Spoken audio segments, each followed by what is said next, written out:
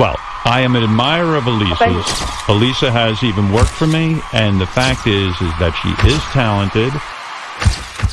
What's it called? Kermit and Friends? Kermit and Friends. Kermit. But if Kermit. You're saying like not to do... Yeah, wait. I actually have watched a few hours of Kermit and Friends.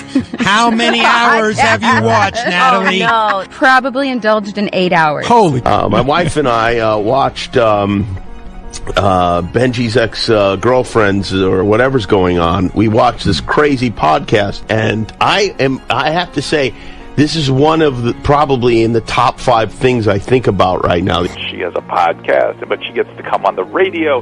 It is craziness upon craziness.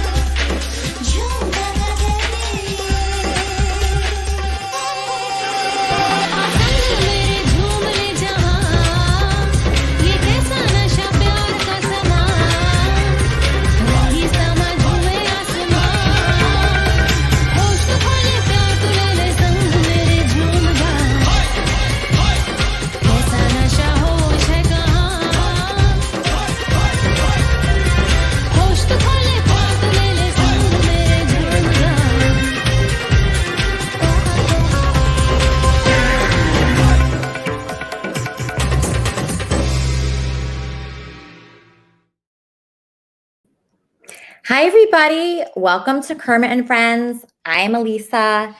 This is Fozzie, and Kermit is watching us from heaven. I hope everybody's doing great today. There's a couple things on my mind. You know, I never thought, I never thought that I'd outlive my dog Kermit. I really didn't want to outlive my dog Kermit. I really didn't want to. So now the only things that I'm doing in my life are in the spirit of Kermit, okay? Nothing else. So if you try to get me involved in something and it's not in the spirit of Kermit, I'm just not doing it. So I know that Kermit brought me everyone here. She didn't want me to be alone. She really wouldn't want that for me. So she wanted me to be happy. She wanted me, you know, to laugh again, to have fun again. She brought me all of you. She really did. So that's something that I truly feel, and I appreciate every one of you for being here. I don't know if you noticed, but I'm wearing a Kermitarian t-shirt. It says Kermit and Friends. In the back, it says repent for your sins. It's from our fashion line, the Kermit and Friends fashion line. So check that out. We have very exciting guests for today. We have so many guests. So if you're a guest for Kermit and Friends, just keep your camera enabled the whole show. It's an hour show. So if you're booked on Kermit and Friends, leave your camera enabled because you won't be able to get back in if you leave because we're getting popular. And my co-host, Sugar, is here. Let me just bring her on. Sugar, how are you? Good. How are you? You look so good in your t-shirt. Look, I have my apron. I know there's going to be a screenshot of that, right?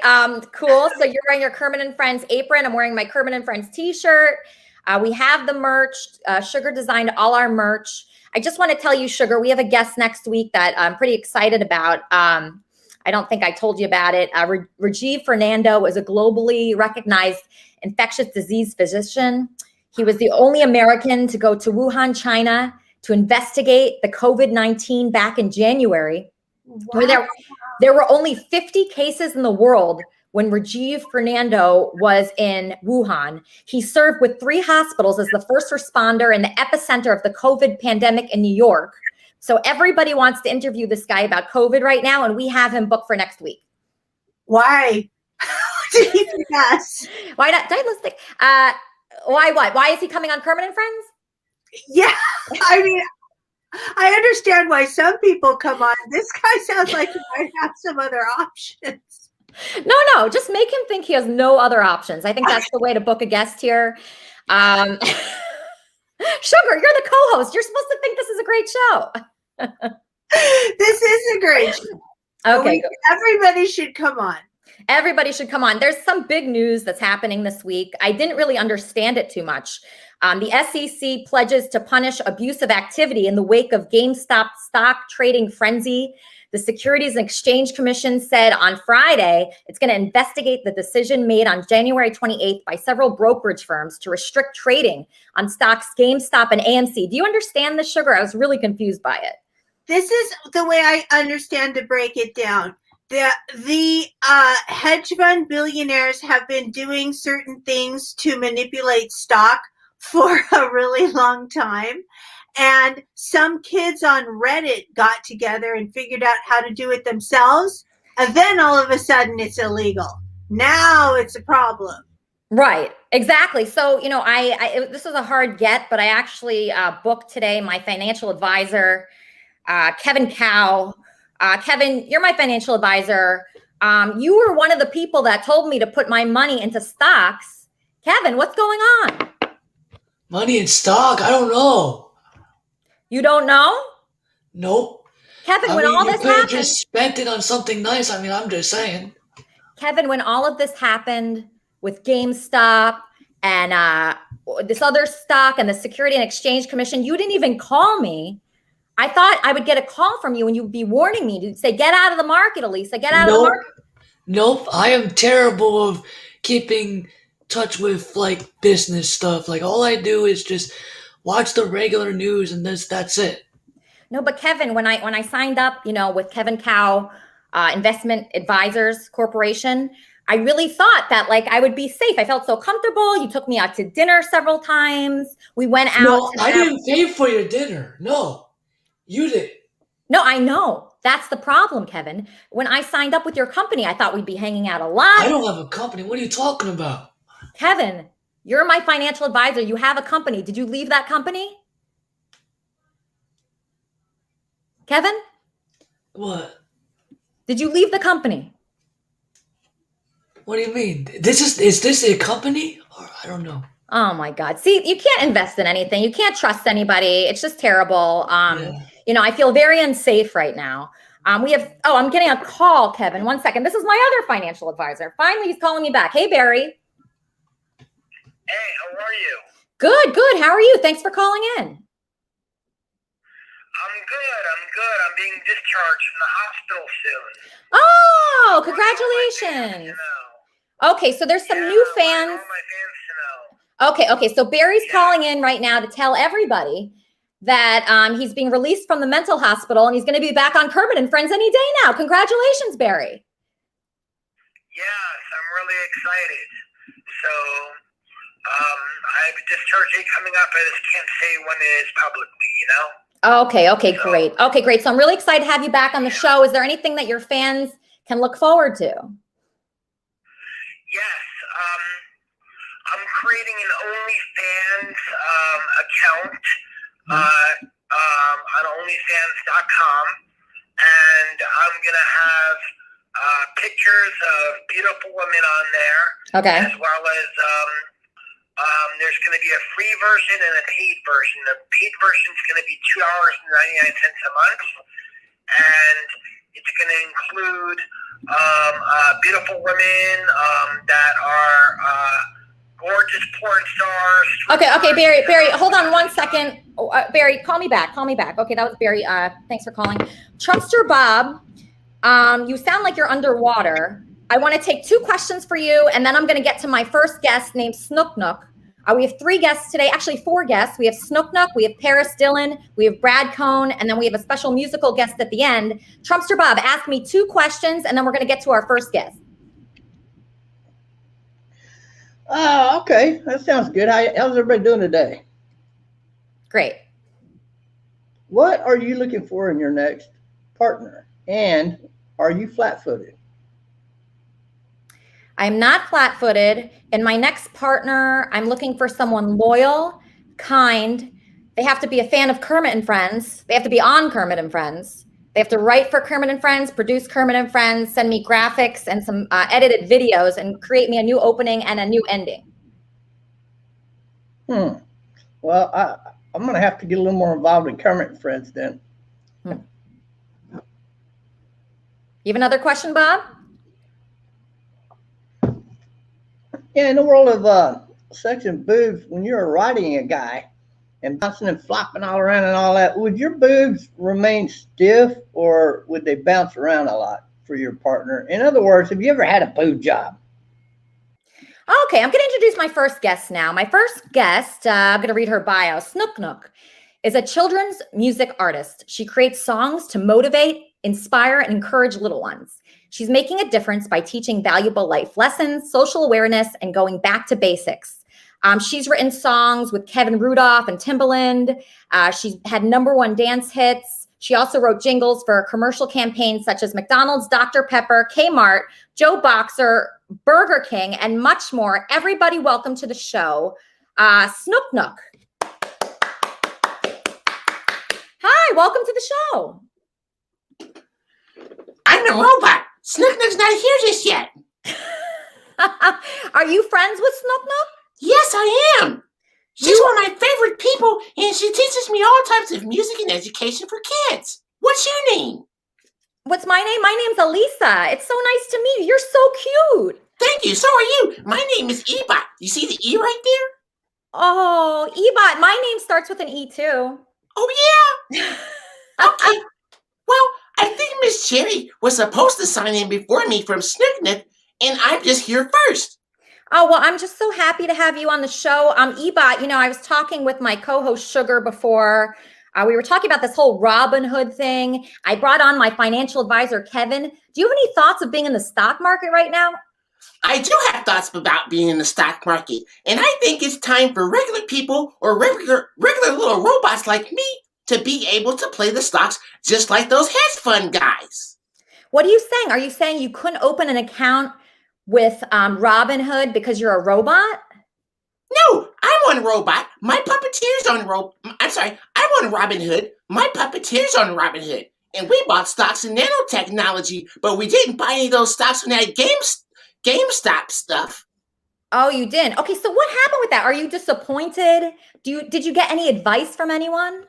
I did. I got some advice from my neighbor who belongs to a stock group, and they were saying that regular people shouldn't be able to buy stocks. And I don't think that's fair. So yeah, I think anyone should be able to play in the stock market. And if the stock market is like Vegas, then we need to change it and give it rules for everyone else. Because technology is here, just like me and you. You know, I'm thinking of hiring you as my financial advisor. You seem like a pretty smart guy. Yeah, I'm smart. I'm very smart. And I have a robot friends with me who also perform with Snook Nook.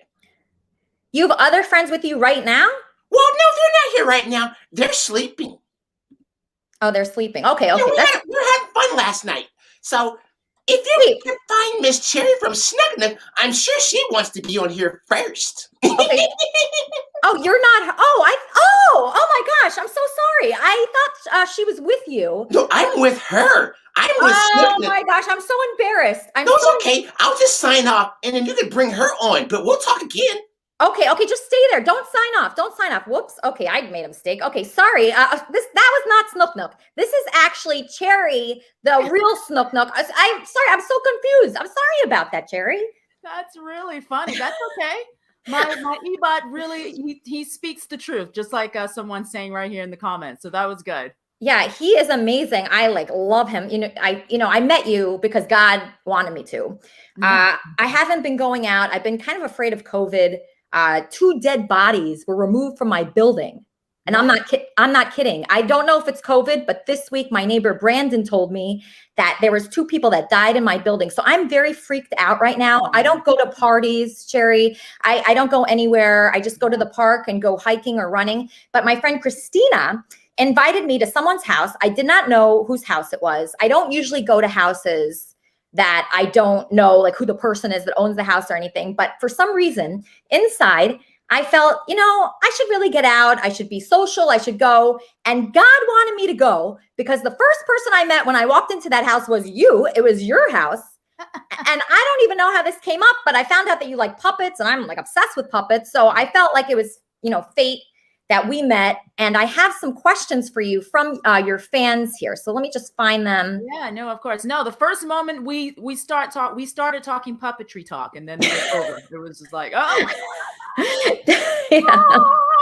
We were like, yeah. It was awesome. Yeah, no, it's so fun to like meet someone and have that in common. So the name Snook Nook is very interesting. It's very catchy. Did you come up with that name or is it like a lifelong nickname? No, Snook Nook is actually a name that I called my kids when they were babies. It's a name that it's like baby talk. It's kind of like what you would call, like people call their kids, oh, Boo Bear or Boo Boo or whatever, So I called my kids Snook Nook, which is, it's funny. It just came out, it just rolled out off my tongue and it stuck. And I was like, okay, you know what? I'm just going to use it. Okay. And what made you start making music specifically for children? You have children, is that right? You have a few children? Okay. Yeah. Okay. So I was in the music industry previously already, and I was doing a lot of pop stuff, dance stuff. And then I wrote some jingles and, worked in that. And then, but when I got pregnant, I just started writing these hooks that were just like catchy, so I was coming from the jingle world. So, I was writing hooks of like, good morning and things to, brush your teeth and you made a potty and like all of these like silly little rhyming things. And so once I started to record them, because my idea was just to record the hooks. I was like, I'm just going to write a bunch of hooks, But once I got into the studio and started like, hashing out the songs, they just turned into full-on songs, and I just kept going and kept going and kept going, and it just hasn't stopped, and I'm still going today. So your potty song has 1.5 million views. Yeah. Hey, you made a potty. So I have that video. Am I allowed to play that so people can see it? You can play that. Well, that music video specifically was a hit with the mommy bloggers. So earlier on when I released some of the songs, I sent a lot of hit a lot of mommy bloggers up, and then they started sharing the video because it's hilarious. It's, talking about potty training and this and that. And it's one of the most, as a mom and as a parent, the most hardest time when you're raising your kids is to potty train them. So I made this really fun kind of MC Hammer-ish video, to make it like a really fun joke. So, okay, so let's watch that video. I was impressed with 1.5 million views. Here's Snook Nook's video for pottying.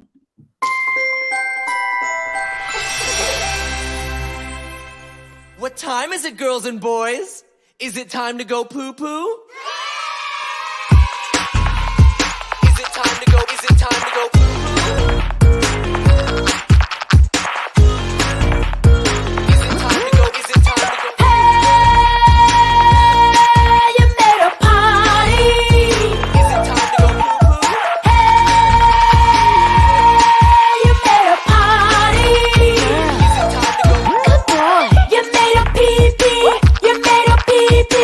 You made a pee-pee.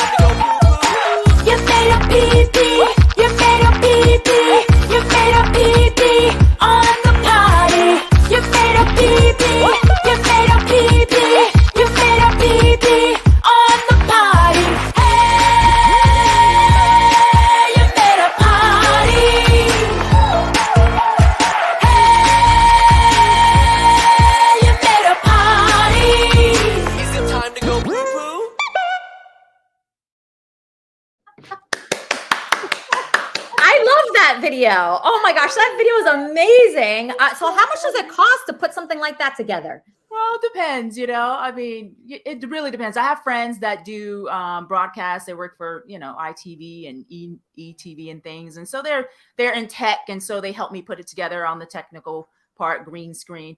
But my favorite part was actually working with the kids directly, casting them, finding them, and finding kids actually who love to dance and sing. Like, I mean, this was one of the first videos that I did. I have a few. And that process really struck a nerve with me, because kids, when they really love something and they're passionate about it, it's like, it's infectious. So I really enjoyed that process of that. But I have a really funny story regarding that song. Is my robot, is Ebot on? So Ebot, who you had on just now, he's my partner. This is Ebot. And me and I know. We call ourselves Snook Nook and the Robot Puppet Show. So we go around and we do live shows pretty much everywhere, like at schools, libraries, family festivals, outdoor, anywhere. But we had one booking last year that was really funny, because we don't get a lot of requests to do the potty song live. But remember, Ebot, last year we had this one client that they wanted us to perform the potty song. And not only that, when we got there, we performed it, but they wanted us to keep performing it, like a few times. I was like, are you serious? Like, really? Like, this is your favorite I remember song? that over and over again. And I'm a robot, and it almost made me want to go to the bathroom. That's the problem with having a hit song, though, Cherry. When you have a hit song, they want you to just keep playing it over and over and over. And I actually have another guest with 2 Grammys. This guy, Ebot, has 2 Grammys. His name is Brad Cohn. He's a life coach. Actually, you know what, Brad? I'm going to read your bio. This is Brad Cohn. He's a self-mastery and transformation architect. He's been described as a modern British Renaissance man, a published poet, writer, multi-platinum awarded record producer, engineer, songwriter, stuntman, extreme sports athlete, British martial arts medalist, and longtime meditator. He's from the UK. He currently lives in Los Angeles. He's on Kermit and Friends. Welcome, Brad. Thanks, Elisa. How are you? I'm doing great. I'm so happy that you are on Kermit and Friends, where you should be. It's great to be here. I'm just taking it all in. It's quite a colourful cast you have. Yes, it is. Hold on one second. I'm already getting a call about you, Brad. Kermit and Friends. Hey, Elisa, it's Robin. How are you? Hi, Robin. Thanks for calling in. I'm doing great. How are you doing? Good, thanks. It seems like everybody on YouTube is like a life coach now. What are your thoughts on that? Okay, that's not what I thought Robin was going to say, but that's a good question, I guess. Okay, so one of our callers, Robin, said that everybody claims to be a life coach. Do you get that question? Do people say that to you? No, I don't know. I mean, I see it. Living in Los Angeles, I feel like there is a lot of that, but I feel like I have a very different methodology from what I see around. There's no woo-woo or rubbing crystals or blowing smoke into orifices in what I do. It's very pragmatic. It's very results oriented, and I basically help people upgrade their lives or manage the transition in their lives. Okay, Sugar, call back. You just hung up. Okay, we have all these like women calling right now, over and over. Okay, so all right, so let me get to your fan questions. I tweeted that you were coming on the show, and people were very excited. You have 2 multi-platinum albums. Is that right? Is that what you? That's right. Yeah, no Grammys yet, but yes, a couple. Oh, sorry. Okay, multi-platinum. I'm going to ask you about that 1 second. Kermit and Friends. My name is Carol Jane, and I'm Benji's therapist. Okay. And I just wanted to tell you that the reason I had to drop Benji as a client is because I was just too attracted to him. I picked him as a client because of his looks. But now that I'm seeing Brad Kahn, I think I can get over Benji because Brad Kahn is a tall, sparkly glass of beer. And I want to analyze what's in his pants. Oh my gosh, that's so embarrassing. Okay, thanks for calling in. Maybe I should just not take calls. Okay, Brad, so do you get that? Do women that you're there, if I hired you as my life coach, it would be very hard to concentrate, right? So do a lot of women hire you? What would you say? Is it more men or more women? It has been slightly more women, yeah. But I'm here to serve, so it makes no difference to me. Oh my gosh, that's so wonderful. Kermit and Friends. Kermit and Friends. Hello. Sugar, Kermit and Friends. Oh my God. Okay, sorry. Okay, so back to the questions. All right, Brad Cohn. Okay, so the multi-platinum albums, those are albums you produced? Yeah, I was working on as an engineer Okay. and kind of doing production work on those projects. Yeah, so that was back in the UK. It's almost 10 years ago now, but like 2010, 2011, yeah. Okay, great. So that must have felt good. What were your dreams as a child? Well, as a very young kid, it was to be an astronaut. But as soon as I started playing piano, it was really just, to make music. And that's kind of what I did up until my mid to late 30s, where I went through a bit of a transition, or what would you call it, like a rebirth. And yeah, found myself in coaching. Okay, what inspired that rebirth? Because I have a friend named Claire, a guy named Claire that needs a rebirth really bad. He was yelling at me this morning. He quit the show this morning. I had to make a little emoji with like devil horns, like somebody like that is mean and goes crazy on people and freaks out. Do they need a rebirth? Well, I wouldn't want to project that anyone needs anything, but my story is that I come from a very close family. I was particularly close to my father, and around the time actually I had those successes in music, he was diagnosed with cancer, and that was quite shocking to all of us because he was such a larger than life guy, and I had a background in extreme sports, and we're all quite athletic. My mother comes from her father was an athlete. So anyway, I started researching how food affects the body and the connection between the mind and the body in an effort to help my father, and started learning a lot more, and was also deepening my meditation practice. So he actually died a few years later. And again, we were quite surprised. We thought he was going to kind of live with the disease rather than be taken by it. And that's really what started this transformation for me. I started wanting to use this information I had gathered, and my life kind of unraveled. And in putting the pieces back together in my life, I recognized that I had found these frameworks that were really effective and that could really help people mitigate suffering and be more effective in their own lives. Oh, wow. That's so amazing. So Brad, can you just come a little closer to the camera? I just want you to set up your camera a little bit closer to you, because I don't think people are really getting it yet. Trumpster Bob, 2 questions, and I'm going to bring on Paris Dillon.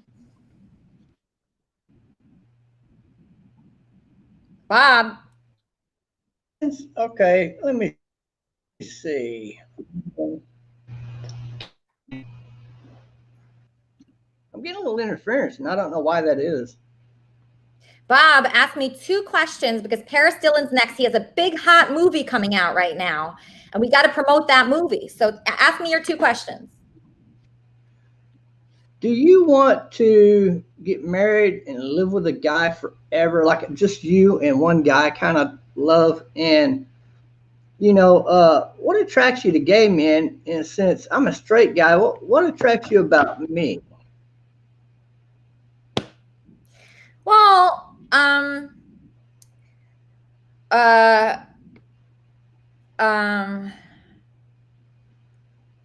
you're a really nice guy. What? Or do you just want to stay single the rest of your life? Well, I mean, I've been single for a long time now, and I'm used to it, but I would like to be in a relationship. It would be nice to have someone, Bob. I just haven't met that right person yet. You never know. A guy like Colin could come along. I mean, he's from a well-known family. Who? Kermit does everything. Clothing, merchandise, and everything else. A guy like who? This guy you have on your show right now, Colin. You mean Brad? Yeah. Yeah, Brad's a great guy. I want people to see him better. He's so attractive. Oh, speaking of attractive, okay, Bob, ask me one more question, then I need to get to Paris. So since you're like you're attracted to, I'm taking it, nice guys. Does this mean that you would be open to doing some type of pornography video? Maybe, you know, you're the boss and you got the man employee slave thing going or something? Bob, oh my God, Bob. No, Bob. Stop, Bob. Oh, just stop. Okay, so now I'm going to show you a clip from a new hot movie coming out starring Paris Dillon, our next guest, and Andy Dick. This movie is called Tiger Dick. It's going to be great. Everybody check it out. I'm Joe Exotic. I'm gay as shit, and I do carry a firearm. And he's running for governor of the President of the United States of America. Joe's great. I get to play with guns. I can pet the tiger, maybe some drugs. I just have to, you know, sleep in his bed at night, which I want to do. I want to do that. I like doing that. I'm gay. Anyway, I live in the state of Oklahoma, and I can have a gun. Oh, Jesus. Keep the cameras rolling. I'm paying you, motherfucking Friends. I run my lines at home. I'm an actor. Are you an actor? Or yeah. What have you done? I was just in that investigation discovery show. That's not an actor. It's a reenactor. You're the killer, you get killed. Doesn't matter. I'm acting. You need to do that. You need to be John. I'm riding it raw, Joe. Hold on there. Hold boy. I'm just excited that I get to be on set with Andy Dick.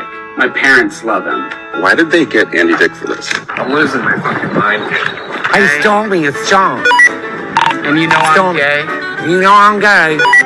So there's no problem. I'm running now I'm a governor president, because this government is fucking in your ass. Joe, you're on fire. Oh, you better believe I'm on fire. Carol Baskin put a fire under my scrotum. Kid, what are you doing? I'm going to get an Emmy now. I'm a golden Emmy, and I'm nodding at Andy Dick because he's feeling pretty good. He's kind of a weird guy, but in a weird, you want to get to know him kind of way.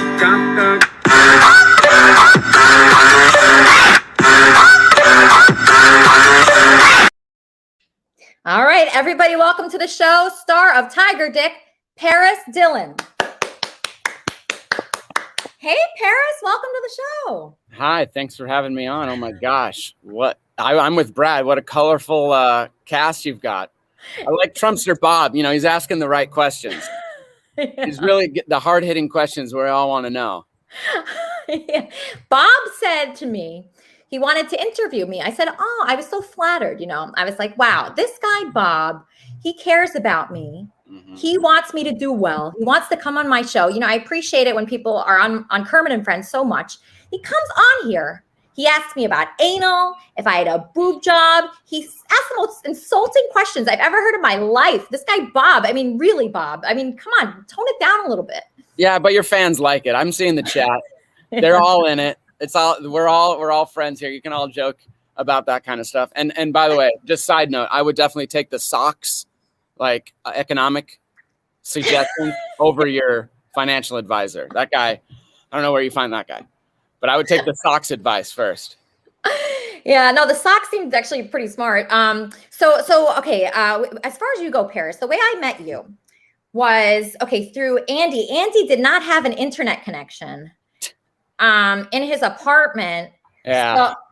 So he hooked me up with you, and between you and I, we put our minds together and we figured out a way for him to get an internet connection on my rooftop.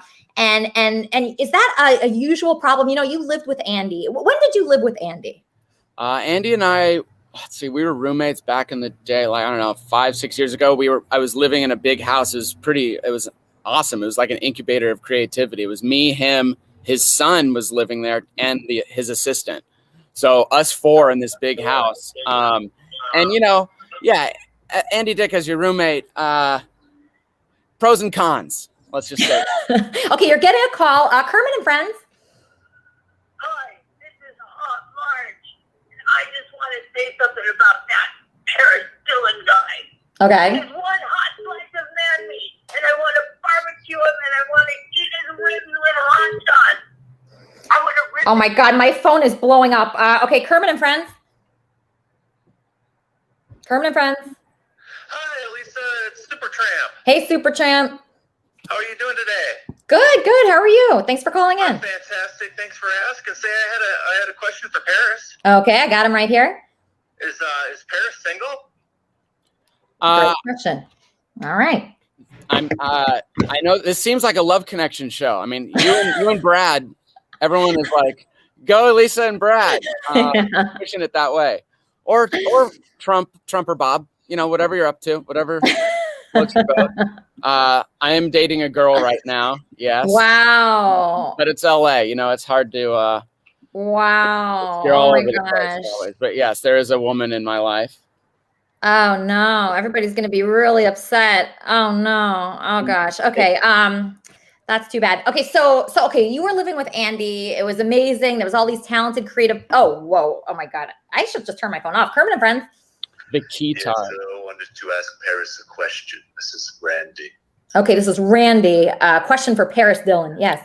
Hi, Randy. Did you ever get to suck Andy's cock when you were roommates? Oh And what no. did it taste like? Oh no. Oh no. Oh no. That was a bad caller. A hard no. No, never. No. Okay. No. I mean, not that there's anything wrong with that. Yeah, there's nothing wrong with it. No, there's not. Not my style. Okay, do you think that Andy had I mean, I wish Andy was here right now. Last night, I saw Andy's Instagram story. It was at 2 a.m., and he was at a club. So I had a feeling he'd be late. Kermit and Friends? Yes, this is Randy again. I had another question for Paris. Okay. Since you didn't suck Andy's cock, do you think Andy would allow me to suck his cock? Okay, all right. Just, you don't have to answer Depends that. what you look like. I mean, Andy is attracted to beauty. It's not guys or girls specifically. It could be any of them. Like he would bring home a guy one night and then a girl the next night. And it's just about their personality. He doesn't really like the gender doesn't matter to him. Yeah, he's actually very unique in that he's nice to everyone. I noticed that about him. He's not, and everywhere you go, people recognize him and they love him, and he spreads a lot of joy. And people look down on, like, I hear a lot of shit talking about celebrities like the Kardashians and like Andy Dick, but really it spreads joy. Yes. Hello, Kermit and Friends. So one more question for Paris. Okay. Shoot. If Andy let me suck his cock. All right. Okay. No more cock questions, you guys. No more cock questions. Okay. Oh, you got a horny audience today. Yeah, it's supposed to be a church show, but okay. So, all right. So I'm not gonna that guy. You don't have to answer him. Let's just take regular questions. So Sugar will ask a regular question. I have faith in Sugar. Sugar, this is a former roommate of Andy Dick. This is an actor. He has a movie coming out. What's your question? Oh, and also, wait. Actually, before I bring Sugar on and all the fans, Paris, I saw on your Instagram. So Paris Dillon, this guy Paris Dillon, I follow him on Instagram. And I saw that he posted that he's working on a Netflix show. And that what is your role on that Netflix show, Paris? So I don't know if anyone's seen Bling Empire. It was actually going to be called Bling Dynasty. That was the original title, but Netflix wouldn't go with that one.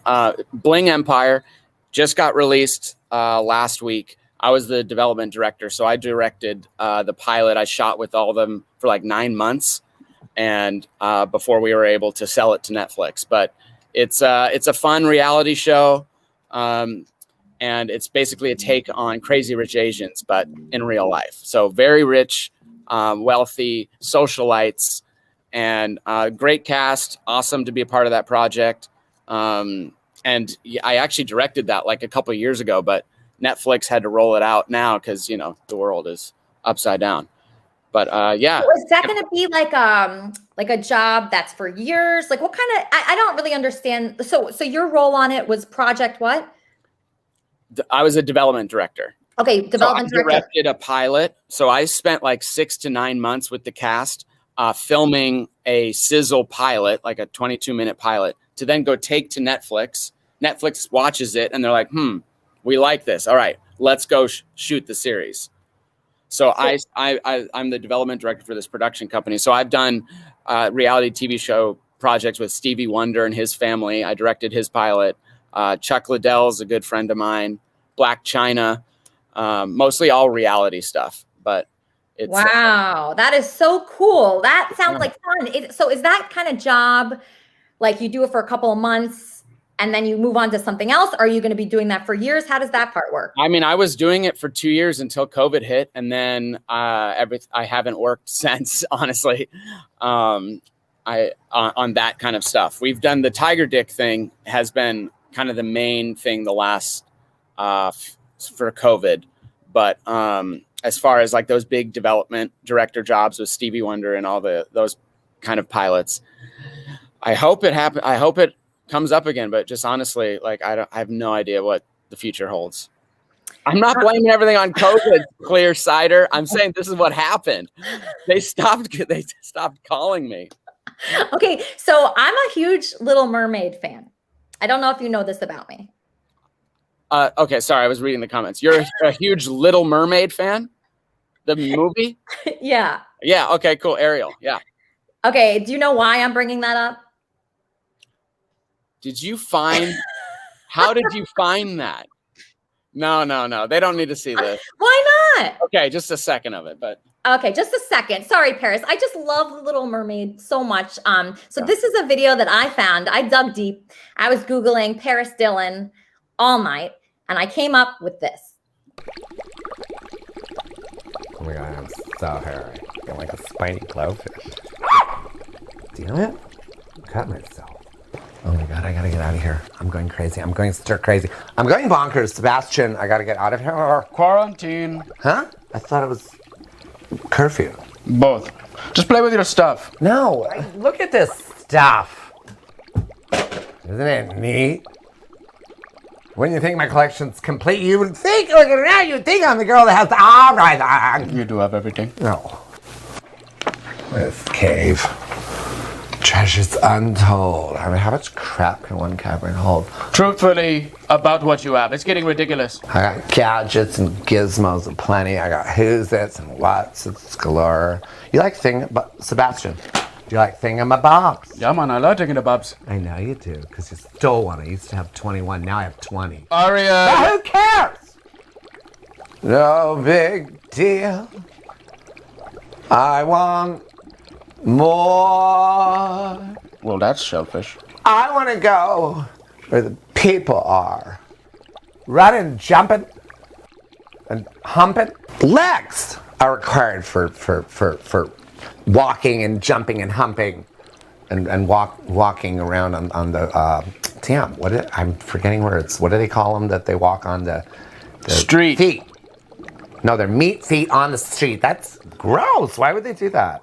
Why would you walk on a meat street with feet that's like meat?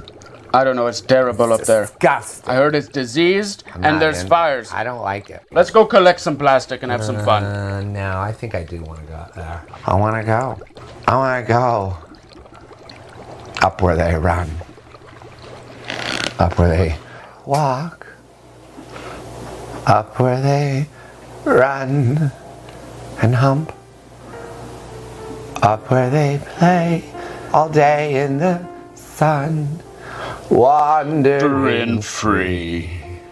Wish I could be an essential crab. Oh, no, you didn't, Ariel. That's the third time you've done that. I'm going to tell your father on you right now. Who cares? You know, tell my father he can suck a conch. Idiot.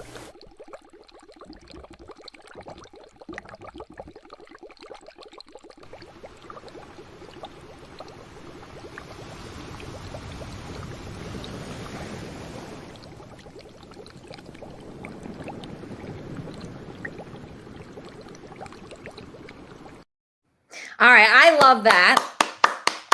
I loved it. Okay, so let's have fan questions for Paris. Let's bring up one person at a time. Paris Dillon, actor, former roommate of Andy Dick.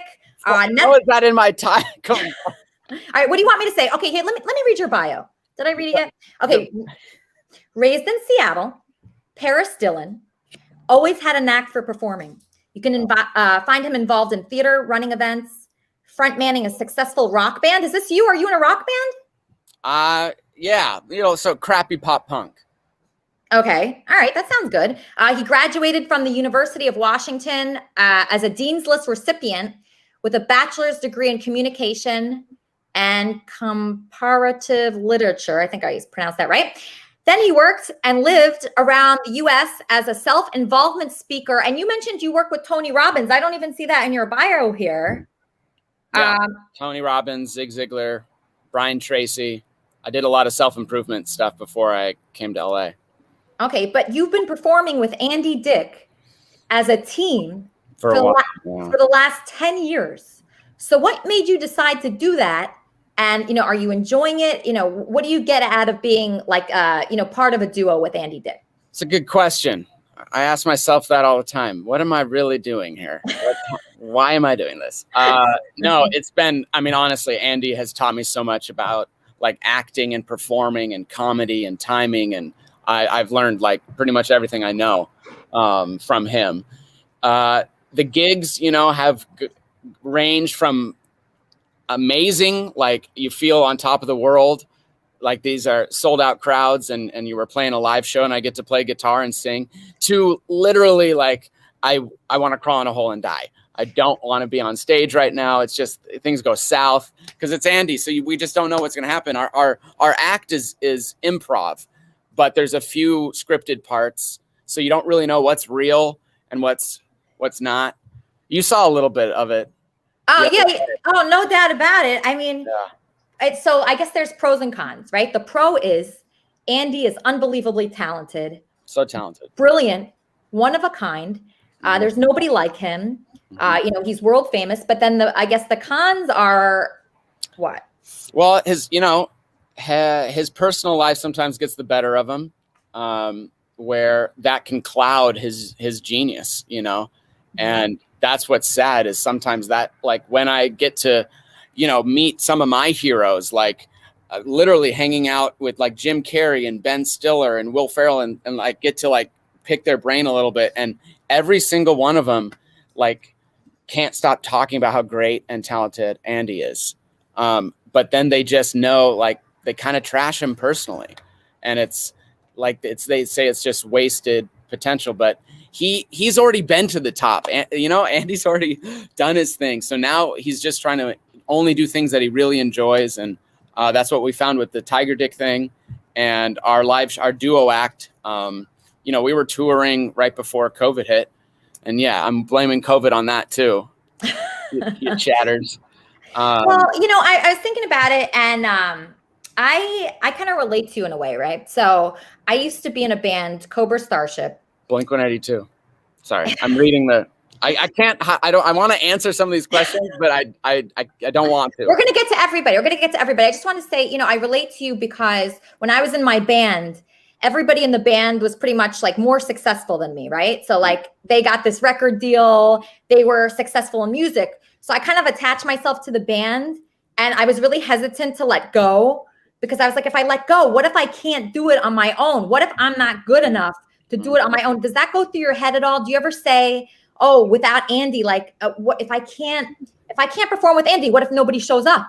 That's a great question. The good news is I'm not trying to be a stand-up comedian. That's not my goal. That's not my passion. That's not my want. I do it because of the thrill, and it also helps just get out any kind of jitters and help me not be nervous in front of anything. But I make my money just acting regularly.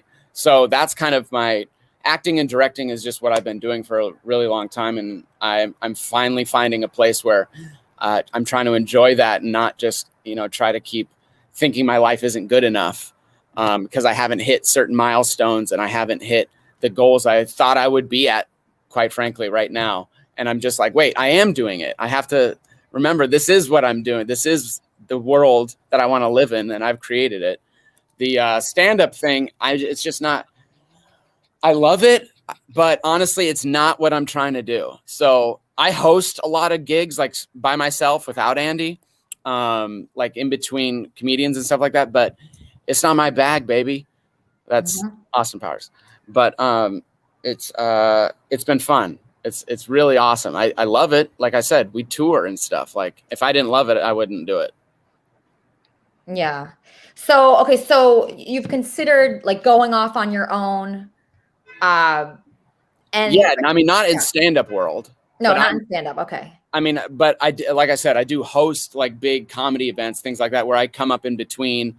I'll play a song or something like that, or just warm up the crowd. But no, I'm not trying to pursue a stand-up career. So therefore, you know, I would only kind of do the act with Andy. I don't really want to I don't want to spend the time to do that. Okay. Okay. So here, now we're going to go to questions from the fans. Let's go to Sugar. Sugar, you're on with Paris Dillon.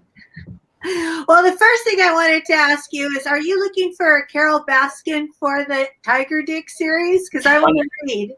Funny you should ask, Sugar. I would love to have you audition. Okay, I'll read for you. All right. Right. Did you say you were in Blink 182? Tell me about your band. Oh, yeah. No, it sounds like Blink 182. It's crappy pop punk. So it's what's it called? The band's We Tried, because we tried. The band's called We Tried. But that's just, that's like a hobby, like music thing. It's not my, like that. That's just kind of, I love to do it and I just enjoy it. But it does have a little Blink 182 vibe. Some of the chatters were like hitting it right on the nose, like kind of that style. Oh my gosh. Okay. So Paris, I'm just going to take a quick break because I have a musician here to perform for us. His name is Dave Robinson. He's from the UK. He wrote to be on Kermit and Friends.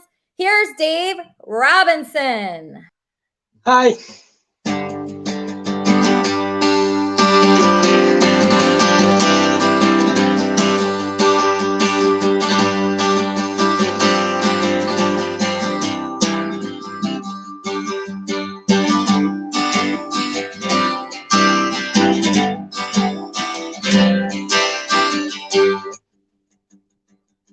Ain't gonna look at you at all, ain't gonna hang you on my wall. I hate you, I leave you, I tell you I don't need you, you picture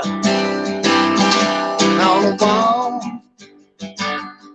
Y'all picture on the poster on the wall that give me there with y'all out.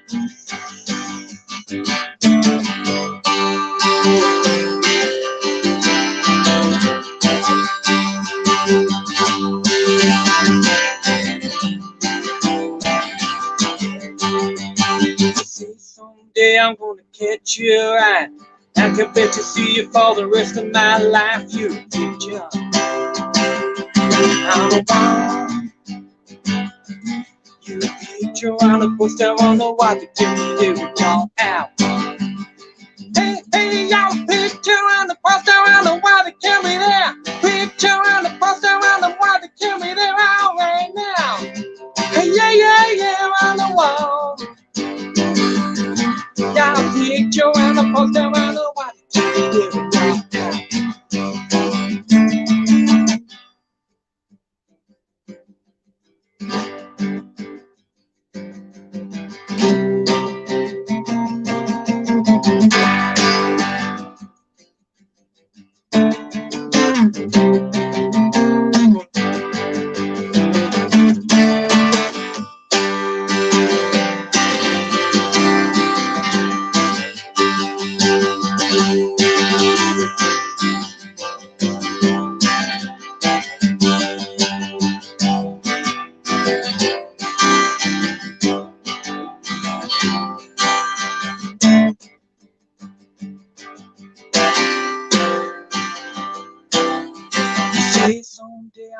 Catch you right. I can bet to see you for the rest of my life. You picture down the wall. You picture on the poster on the wall to get me there and y'all out. Hey, y'all picture on the poster on the wall to get me there. Picture on the poster on the wall to get me there all right now. Yeah, on the wall. Y'all picture on the poster on the wall to get me there and y'all out.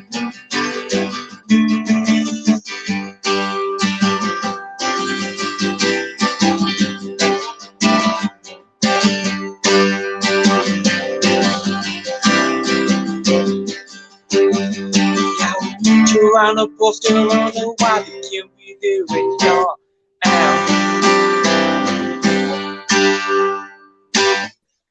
Wow, that was amazing. I love this guy, Dave. He's going to be our reoccurring musical guest. His name's Dave Robinson. Actually, you know what? I'm going to ask Dave Robinson something. Hold on. Where'd he go? I think I might have lost him. Oh, here he is. Dave Robinson, you're from the UK. You wrote to me. First of all, how'd you find Kermit and Friends? Well, I've seen you on the Howard Stern show, and then I, wondered what happened, because you can't get Sirius in the United Kingdom. And so, you wonder what happened to all the people, and the timeline's very different. And then all of a sudden I found out that you were doing this, and it's, on the one hand, it's like a really adult program. And on the other hand, it's like Sesame Street, and so much fun and kind of happiness is coming. And I thought, well, that would be a nice thing to be a part of. Wow. Oh my gosh, you really get it. It is supposed to be like Sesame Street. I used to work at this regular job, and I compared that to Sesame Street because I knew everybody in my office. In the morning, I'd wave and like hug people, and it was just so friendly. And I wanted Kermit and Friends to be like this, where you go into a place, you feel at home, you have fans, and you're in a community. Hold on 1 second, Dave. Kermit and Friends. Yeah. Hello, my name is Priscilla, and I have to say, El Hombre is mucho caliente. Who's mucho caliente? Who? Paris? Dave? On his hot dog, avoid him and naked. Oh wow. Okay. I think you. I think you're talking about Dave Robinson, the performer. Okay, she hung up. Okay, Brad. So Brad, you're back. You got further away. You got further away from the camera. No, I got closer. You got closer? Okay, good. Okay. Yeah. So, Brad, you heard my conversation with Paris Dillon. That's Andy Dick's comedy partner. Do you ever talk to people like that? Do you ever talk to people that are part of something and then and like me too, I have the same problem. Like I was on the Howard Stern show. Now I'm not working there and I'm trying to do my own thing. It is so scary going from something very solid that's already successful to starting something new on your own. Like as a life coach, what would you tell us to do? Yeah, I do deal with that quite a lot. It's all about becoming self-deterministic. So you're not creating a sense of identity in these other properties, right? So you're not defining yourself by the success of the show or by, being attached to somebody that has maybe a bigger profile or whatever, but actually placing your sense of identity in your awareness. That is the place where you can most empower yourself and actually eliminate or reduce your suffering as well. Yeah, because, sometimes during my show, people will write like bad things about how many people are watching or like, belittling me. And I feel like innately, if I concentrate on that, if I concentrate on numbers or success, I should concentrate on content, right? Shouldn't I concentrate more on what I'm building and not worry about the rest of it? Sure. But even deeper than that, by letting those things affect you, right? You're giving power to them. Whereas ultimately, if you were hyper aware of your experience and how you process that experience, you recognize that you are a point of awareness. You're not even the feeling or the idea that you are experiencing, but you're actually the awareness that experiences these things. Does that make sense? Mm-hmm. Mm-hmm. But how do you get there? See, it's like you're saying that, Brad, right? What are my steps that I can take to actually get to a point where I'm like very solid? Well, so there's a couple of things. One is that people generally don't have a mental health practice. So I'm a big advocate of meditation, particularly mindfulness meditation, as a way to really see the mechanics of the mind and observe how it works and tune into your awareness. Then I also have a framework that I use that basically asks you to assess the current situation. So, be brutally honest with yourself. Where are you at this point in time? Then define the desired outcome. What would you like to experience? Create a timeline for each of your goals so you can measure your progress and create milestones, for your journey. Define the challenges and prepare for them. Define your baseline standards, because ultimately you won't achieve your grandest vision. You will achieve the lowest standard you're willing to accept. And then integrate your learnings and adapt. So keep a growth mindset, and then celebrate your wins while maintaining momentum. And that's obviously just an overview of the framework, but that's how, any challenge in your life you're facing, whether it's your career, financial, relationships, what have you, can all be filtered through that framework and worked on. Okay, but this is not something easy. So even when you hire a life coach, even when you hire one, like I feel like it would take a good amount of time to get to, from where I am now to where, like, what you're saying. Like, so how long would that take, you think? If I started today on like a plan, I say, okay, yeah. I want to get to be a solid, confident, I don't let any negativity in, because it just comes at you, even if you're doing something positive. Like, I think this podcast is pretty positive, right? So this morning I had this guy, Claire, quit the show. Andy Dick didn't even wake up yet today. And I had a bunch of people complaining about like how many people are watching, and, just all these negative things that has nothing to do with me, but it somehow, I know it affects you when you have negative things coming at you. How do you be more like resilient and not let it come in and not block you? Well, there's two questions there, right? One was, how long would it take to see some kind of transformation? And then the other was dealing with what you were calling negative stimulus, right? So the answer to the first question is, I typically recommend a minimum of 3 months. So that's enough time to see really tangible change and experience some of this transformation in a really tangible, measurable way. The answer to your other question is a longer answer, but ultimately, what you were calling negative and positive are really just mental constructs. And again, when you're rooted in your awareness, you can see these more for what they are rather than attaching a sense of value to them. Does that make sense? It takes practice, it takes awareness, but this is something that's achievable for everyone. Wow, that is so amazing. Paris, I know that you have to run, but I want to bring you back because everyone just loved you here. Is there anything that you want to promote? Maybe your Instagram or your Twitter, or do you want to be in this community? This community is so fun. I think your musician Fred said it so great about like an adult Sesame Street kind of combo. Like I know you're not supposed to read the comments, but I'm reading them. Maybe I'm a masochist, but no, I'm liking the hate. I'm liking the love. Because you just got to roll with it. I mean, I've gotten so much effing hate over the years, and you were talking about that. Like, how do you stay positive? Well, you know what? They're not in the arena, Elisa. Like, they're not trying like we are. They don't get to have an opinion. They can have their own, and that's to them. But it shouldn't affect us. Like freaking this heavy cloud that they want to have happen. But I'm there. Look, see, I keep reading and I'm like, I want to answer all these questions. Well, you can answer them. You know what? I want to bring you into the Kermit and Friends Discord server, if that's okay. What's that? Yeah, tell me about it. What's that? I just found out what that is recently. It's like a fan club for Kermit and Friends. And we all go in there and you can answer everybody's questions because I know you have to go, right? Yeah. Okay, you have to go. Okay, so Paris has to go. He can't answer your questions, but I'm going to try to get him into the Discord server. Wait, answer the chat questions? Like, yeah. I can answer back somewhere, right? Yeah, you could. Okay, so somebody, maybe my producer, Leaf King, if he's watching, reach out to Paris Dillon, explain to him how to do this stuff. You can follow Paris Dillon at, I think, Mr. Paris Dillon on Twitter, right? That's right. And then Paris Dillon on Instagram. And it's funny, like even just like follows and likes, really, it's the way to show support now. And it helps more than you know. Like it's kind of in the industry, it's kind of your resume. Like I literally booked a job because someone was stalking my socials and they're like, hey, I like your audience engagement. I like your content.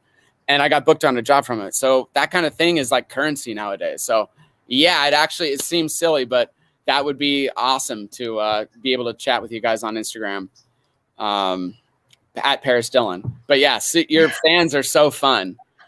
Oh, good. Wow. I've never heard them described that way, but great. I like it. They're punchy. Come on. They're giving it to you.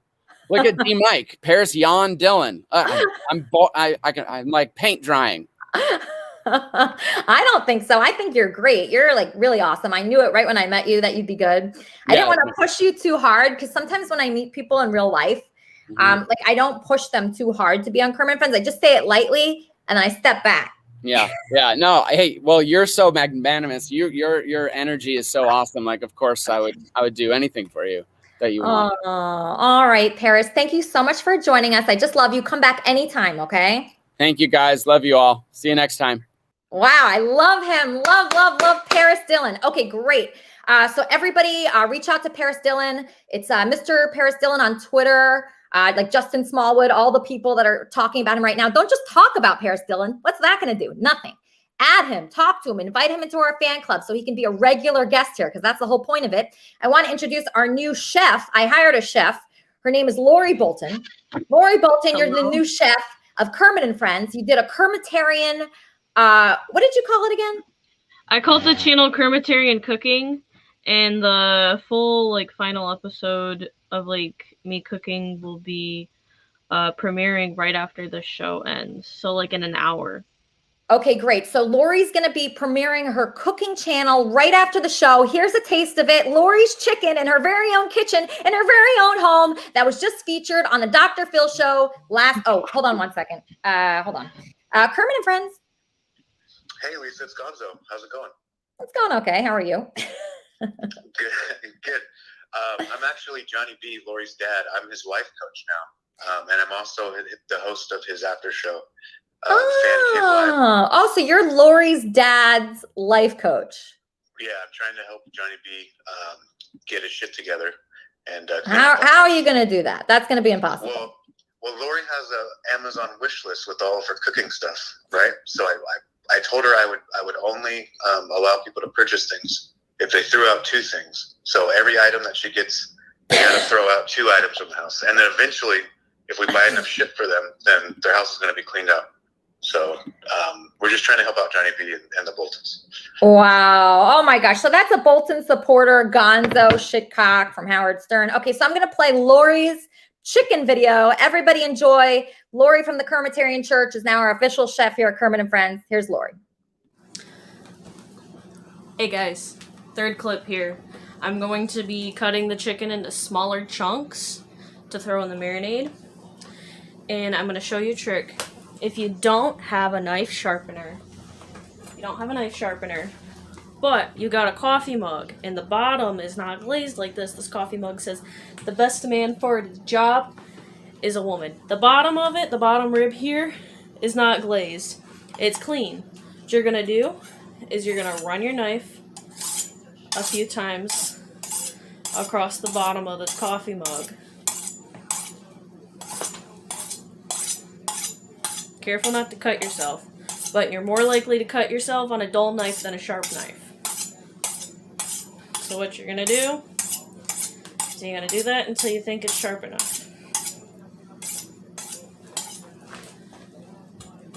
And I got a big pack of chicken, and you don't see the chicken yet, but I'm cutting the package open. I almost cut myself, wow. And I cleaned my surface area. This chicken's kind of frozen. Just a little bit frozen yet. Anyways, what you're going to do, lay it down, and watch how that cuts. Like butter. Like butter. So what I'm going to do is I'm going to cut that even in half. That wasn't like butter because it's a little bit frozen. And then when it's in a strip like this, I'm going to cut it in half. And I'm just going to throw that in the marinade, which I got sitting right there. And I bought a lot of chicken because I know my dad likes a lot of meat. And last time I didn't have any left over, and I was thinking about it the next day, and I wanted more, and there was none. So, I'm just going to cut the chicken into little slivers like this, and throw it in the marinade. And the reason I'm doing the marinade and the chicken first is I'm going to let it sit and marinate while I'm cooking the veggies. And because my dad does not have any teeth, I've got to cook the veggies a little bit extra so that he can chew it. So that's why I'm doing all the chicken and stuff first so that marinades, and it'll be ready, and I'll have all that flavor when I throw it in the pan. So, I'll catch you guys on the next clip, which is going to be after I'm done cutting the chicken. I'm going to clean it again, and I'm going to start cutting my veggies. All right, so that was great. That was Lori and her Kermitarian chicken. I almost said chicken kitchen. Kermit and Friends. Hi, this is Mike. I have a question for Lori. Okay. What's your question? The rumor in the chat is that was actually sheep brains and not chicken. Is that rumor true? Lori, did you hear Mike's question? No, that was chicken. I bought a big package of chicken breast, and I cut it into smaller pieces. Okay. All right. Chicken. Okay, that was chicken. Okay, great. So I just want to say to people, I think Cherry left. So, obviously you could leave at any time, but, the point of the show is to have everybody woven in throughout the show. So if you want to be a guest, you just have to keep your camera on the whole time. Okay, let's just bring Trumpster Bob up for 2 more questions. Bob, what are your 2 questions for me? Bob? Well, how I think I know. And that is, what did you like most about working for Howard Stern? And what did you not like most about working for Howard Stern? And how would you compare it to anything else you've ever done? Okay, what I like about it. I liked it because it was really in my wheelhouse. So the same thing that I do for Kermit and Friends is pretty much what I did for Howard Stern, right? So Howard Stern is on 3 times a week. So pretty much every single day, you write content for the show, right? So if it's 3 times a week, you're writing content for all those 3 days. So that's interview questions, jokes, segments, bits. And that's the same exact thing that I do here, except I'm doing it for myself, right? So imagine that you have experience doing, what you love to do and what you've dreamed of doing for yourself, for someone else. So it's the same actions that I'm doing, except it's just for me. So I'm booking guests. I'm writing questions for my guests. I'm getting their bios. I'm getting jokes prepared, bits, things that I think are funny. Like for instance, like for you. So you're like a bit on the show. So you wanted to interview me. So I said, Bob, every time you come on the show, I want you to ask me 1 normal question and then 1 sexy question. That's like a bit that I would write for Howard Stern. That's the same thing. But I would write it out. I would write the actual content out. Okay. So someone just asked me, what's my best content that Howard used on air? So I think it's my content. I would say the best content that I could prepare is the things that I find the most funny. So what I find funny about you, Bob, you're hilarious. And, if I took you and I cast you for Howard Stern, they would love it. It would create hours and hours and hours of content, which is something that every radio personality looks for. Every single one. Hold on 1 second. Kermit and Friends.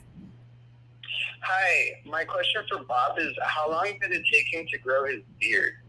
Good question. That was a question for you, Bob. That's the number 1 question everybody asks me in real life, in person, and on the internet when I'm live streaming or somebody else's show. To be honest with you, this is about a 7.5-year-old beard. However, it was shortened 6 inches a few years ago whenever I lit up a brand new barbecue pit. So it'll take you about at least 6 years to grow a really good, nice beard like this. Does that make sense? Shoot, I was just trying to call Snook Nook. She's not answering. If any of my producers are watching, can you call Snook Nook and see if she can come back? Did you have a second question for me, Bob?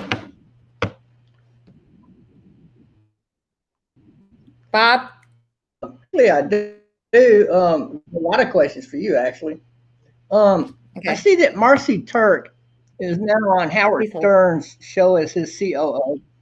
Do you think her trying to clean up his character and clean him up, now he's a nice guy and all that, do you think it's too little too late, or it's the right direction for him? And because I see Howard Stern as a watered down version of Howard Stern right now. And most people, they're just not into that political. You know what, Bob? I actually understand Howard Stern now more than ever, right? So he just does not want to be bothered. He does not want to be bothered. Like today, constantly, Claire, this guy Claire keeps texting me, calling me, being so annoying, like the most annoying person, like in the United States of America. And I have to respond to this guy because I run this show.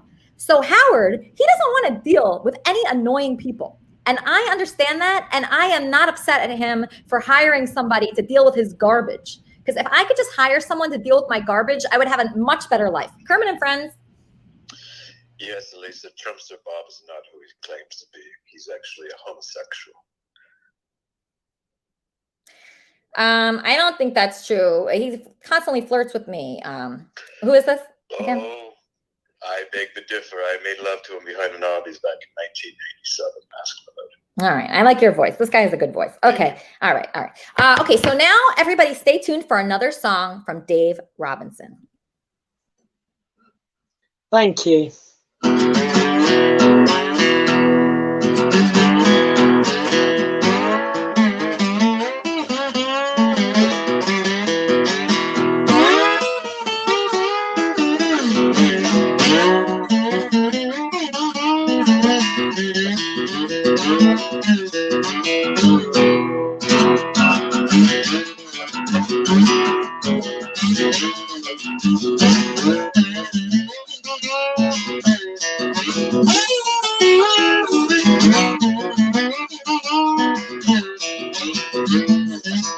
Well, rain came one Sunday afternoon. The initial one settled without to be reviewed. She started into thinking she could never be trapped. She raced into the night. She don't see when she'll be back. No question, gal. Today must be the day to have your body painted so the market's doing me tattoo, gal. You got the missing personality. You lining up the problem. You see fit to right on. Don't be naked. I'm ashamed you're alive already. Nobody to blame. Tattoo got hands and rings and lucky charm. The fans come so hard, but they make you who you are by a Friday. There won't be no heroes or the guy from the neighborhood becoming natural creature. So walk on by, get to where you're at. You can't wait on the time to let me teach you if you can. Get some mama from the doctor, your tattoo could bad. You put your nails on into a little brown paperback tattoo, gal. You got the missing personality, you lining up the problem. You see fit to battle. Don't be naked, I'm ashamed you're alive already. Nobody to blame. Tattoo got hands and rings and lucky charms. Fire comes so high, but they make you who you are.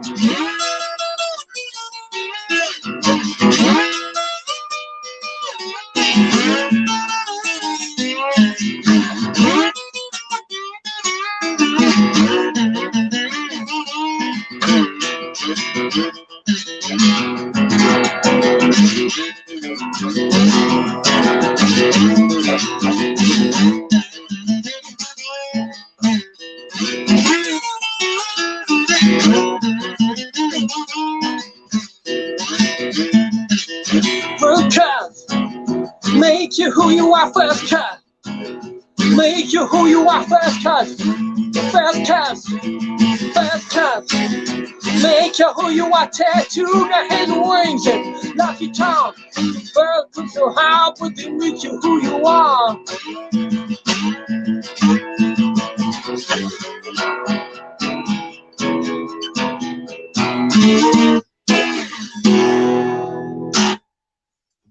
Oh my gosh, I just love this guy so much. All right, Dave. So we're about to announce our wrap-up show. Okay, so have you enjoyed being a part of Kermit and Friends today? I've loved it. It's been so much fun. And thank you for having me. And earlier on when you were talking about maybe people giving you a bit of a hard time, well, there's nothing easier in the world than to put down other people. And you're building a little environment that's happy and joyful and fun. And that's a big creative force and not enough people tap into. So you should be proud of yourself. Oh my gosh, I just love this guy. Dave, I hope you're a part of Kermit and Friends. I'm going to invite you into the Discord. I want you to be a regular very badly. Corey, what's going to be happening on the wrap-up show? Can't hear you. Can't hear you at all. You're muted. All right, whatever, Corey. Okay, so anyway. I'm sorry. I forgot I had myself on mute. Okay, a few things. That kid is good. So he's not just influenced by old blues, but Stevie Ray Vaughan, obviously, because he has the whole Stevie Ray Vaughan thing going on for him. And Yeah, second love him. thing, yeah, I knew it. I could tell. You just have that style. Second of all, Lori not washing her hands before she touches her phone after touching raw meat. Ugh. And your life supporter guy, if he's still listening, there's a good friend of mine, Supertramp. He needs help, life support for a very long time. And Too loud, get the other guest. bad audio. But obviously, we're going to be talking about this and promoting that kid and your life supporter, but we'll be talking about everything. So, all right, good. I look forward to your wrap-up show, Corey. Even though last night you said you liked Wendy's show better than Kermit and Friends, even though you said that, I'm still a big Corey supporter. I meant that not in an insult way, just it's more entertaining. It's more interaction. All right. So Corey, okay, gonna take one last call. Kermit and Friends. Hey, Elisa, quick question. Sure. A hypothetical question. Who would you rather date? Paris, the life coach guy, or the guitar guy? I love that question. All right, Mike. Thank you. That's a great question. Love that one. Okay, so I've considered all of those guys, and that's exactly why I booked them on Kermit and Friends. And I just want to say to everyone watching, okay, it takes a lot of bravery to look around and see the world not as it is, but as it should be. A world where Trumpster Bob gets to be Larry King, where Corey gets to be the most popular guy in high school, where Wendy gets to be the prom queen, and where I get to date Paris and Brad, okay? You can be whoever you want to be. Always keep that in mind. And that, my friends, is where happiness is, okay? Finding your passion and sharing it with the whole wide world, okay? That's what Kermit and Friends is about. That is what this is. So if you're confused, and I'm still a little confused too, but I'm thrilled to have introduced you to a place where anything is possible. Thank you for watching, and we'll see you next week.